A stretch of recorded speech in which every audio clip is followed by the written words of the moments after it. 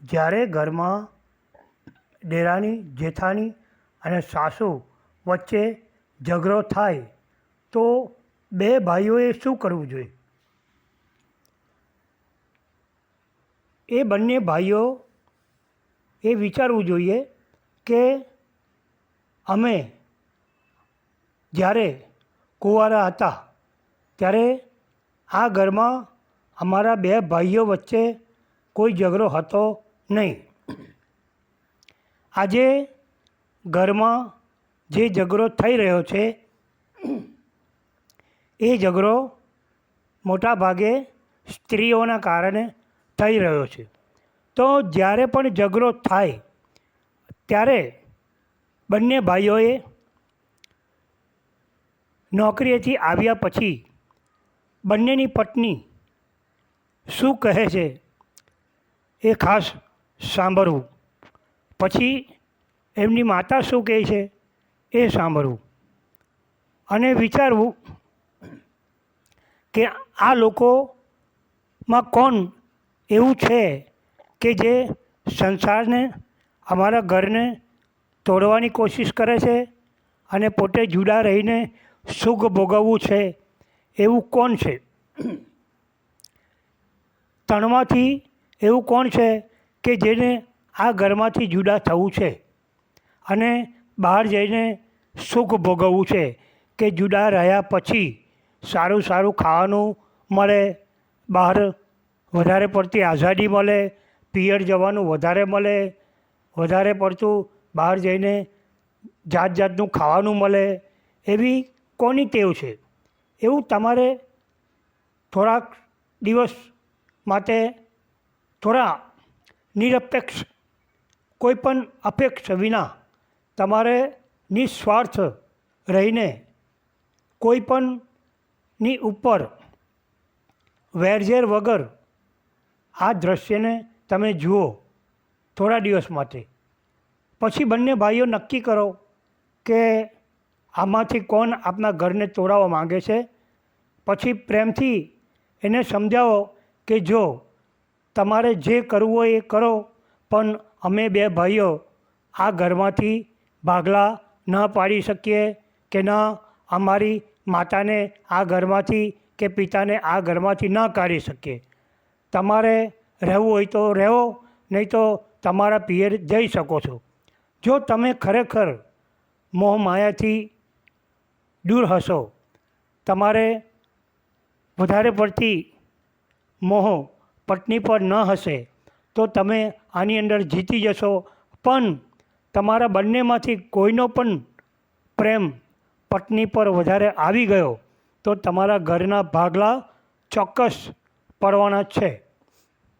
માટે ખાસ ધ્યાન રાખીને આ સમયને જ્યારે પણ તમારે આવું થાય ત્યારે બંને ભાઈઓએ મળીને આ ઝઘડાનો અંત લાવી શકો છો.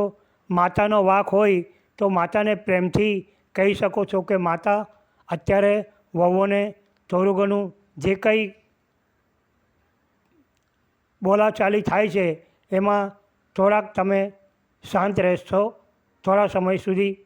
પણ માતાની સામે તમે, પત્નીઓની સામે તમે માતાનું અપમાન ન કરશો. કેમ કે એકવાર તમે પત્નીઓની સામે માતાનું અપમાન કરી દીધું તો તમારી માતાનું અપમાન કરતાં બંને વહુઓ ખચકાશે નહીં. માટે ભૂલથી પણ તમારી પત્ની આગળ માતા પિતાનું અપમાન ન કરવું. તેમને એકાંતમાં કંઈક પણ કહેવું હોય તો પ્રેમથી એકાંતમાં કહેવું. તમારી માતાનો વાંક હોય તો એ પણ એને વાંક છે એવું ન થાય એ પ્રમાણે માતાને સમજાવવાનો પ્રયત્ન કરો. પત્નીને પણ પ્રેમથી સમજાવવાનો પ્રયત્ન કરો કે મારી માતા છે, મને જન્મ આપ્યો છે, એને 20 વર્ષથી આજે મને મોટો કર્યો છે, તું આજે આવી છે અને આ ઘરની ઉપર આટલો બધો હક જમાવી શકાય એવું ન કરાય. માટે થોડો સમય જે કંઈ તકલીફ છે એ વેઠી લે અને ત્યાર પછી પાછળ સુખ થશે. આજે માતા છે એટલે એને પણ આ ઘરમાં દુઃખ વહેંચ્યું છે, તો થોડું ઘણું અત્યારે હું એમ નથી કહેતો કે તું દુઃખ વેચવું પડશે આ ઘરમાં, પણ થોડુંક સહન કરીને તારા ઘરે જેટલી આઝાદી તને મળી છે એટલી આઝાદી સાસરામાં ન હોય. માટે અહીંયા જે કાયદા છે એ પ્રમાણે અનુસરીને એની અનુકૂળતા પ્રમાણે એ સાસુ સસરાને અનુકૂળ આવે એ પ્રમાણે થોડું જીવન જીવી લો, પછી બધું સારું થઈ જશે. એ રીતે બંને ભાઈઓએ આ વસ્તુ વિચારીને બંનેએ પોતપોતાની પત્નીને આ રીતે સમજાવીને થોડો સમય કાઢી નાખો તો ધીરે ધીરે આ વસ્તુ સારી થતી જશે. અને એ રીતે સમજાવવું કે ભાઈ તમે એકબીજાની સાથે જે ઝઘડો થાય છે એ કયા કારણે થાય છે એ તમે બંને ભાઈઓએ જાણવું કે ભાઈ કામ માટેનો ઝઘડો થાય છે તો એ લોકોને એકાંતમાં લઈને સત્સંગમાં જવું, કોઈક વાર મંદિરમાં જવું, કોઈ જગા પર ધર્મ પુસ્તકો મળતા હોય સારા કે સાસુ સસરા સાથે કઈ રીતે વહુએ રહેવું એવી પુસ્તકો એને આપી, તેમજ વહુને એ રીતે કહેવું કે તારા પિતાની ત્યાં તું જે માતા પિતાની સાથે વર્તન કરતી હતી એ જ રીતે આપણે અહીંયા માતા પિતા સાથે વર્તન કરવાનું છે. આ પણ તારા માતા પિતા જ છે, કેમ કે તું જે ઘરે રહેતી હતી એ ઘર હવે તારું નથી, આ ઘર તારું છે.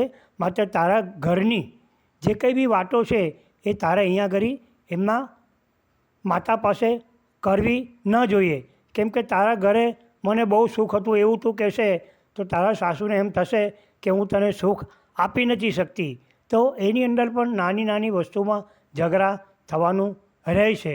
માટે દરેક વસ્તુને ધ્યાનમાં રાખીને બંને ભાઈઓએ પોતાની પત્નીની બોલચાલ કેવી છે, એમનું વર્તન કેવું છે એ પ્રમાણે એમને થોડી સમજાવવાની અને થોડું શાસ્ત્રનું જ્ઞાન આપવાનું.